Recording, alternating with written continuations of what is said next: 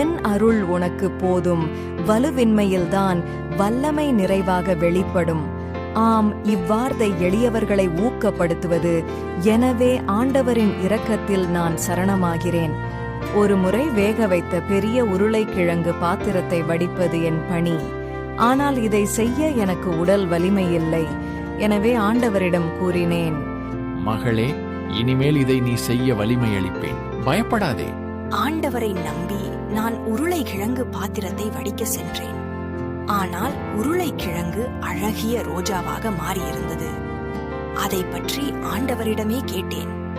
மகளே, உன் கடின வேலைகள் யாவும் நான் இப்படியே பூக்களாய் மாற்றுவேன். அதன் நறுமணம் என் சிம்மாசனம் வரை உயரும். நீ என்னில் கொண்ட நம்பிக்கையே இதை செய்தது. ஒரு நீர்த்துளி அல்ல, ஆனால் ஒரு கடல். நீர்த்துளியில் விழும் புதுமை ஆண்டவரில் கொள்ளும் நம்பிக்கை